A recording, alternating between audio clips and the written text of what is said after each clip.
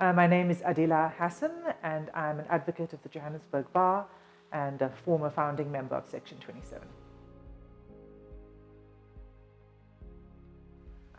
So the vision was to, one, secure the gains that had been made in relation to the work on HIV and AIDS, but to focus more broadly on socioeconomic rights. And I think that there's a long way to go, but we definitely are very well on our way to achieving what we set out to do. There have been some important cases, there's been important community work and community mobilization in relation to education and health.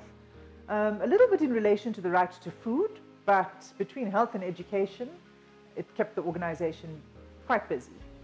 But apart from that, I think what's important is the establishment of an institution that uses the Constitution and provides access to the Constitution to people who otherwise would not be able to access it because they come from less privileged backgrounds. So I think that's an achievement of the organization.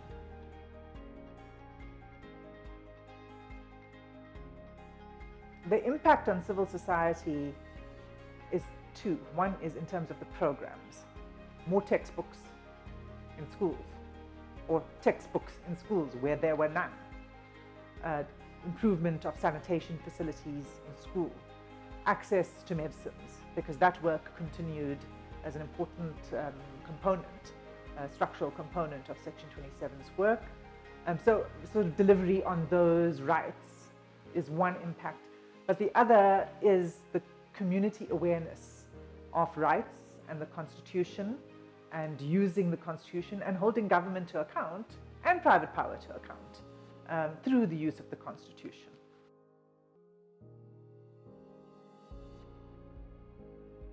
I think it plays a critical role, and I'm so encouraged by the work that's been happening in most recent times as well with Section 27, and particularly when there's a lot of reason to question whether we are succeeding as a country in what we set out to achieve in the 90s. There's a lot of reason to question that, a lot of reason for people to question their own socioeconomic circumstances. It makes the role of Section 27 even more important.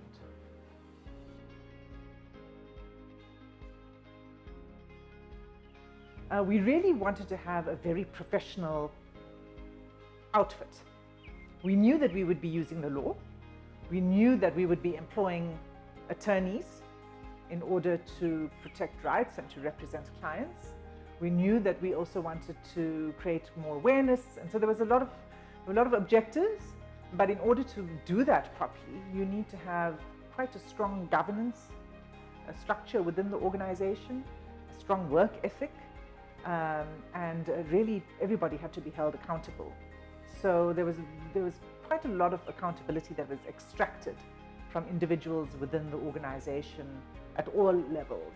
So it was quite strict in that sense, and I think at times there were those who felt maybe it was too strict in the way in what was demanded of people in the organization. But I do think that it's important, if you are going to take on a mandate like that, it's a public function that you are taking on, that you approach it in the same way as you would approach anything else where you were getting paid, whatever a private sector salary is. And so I think that helped. The governance and the strong systems within Section 27 were very, very important.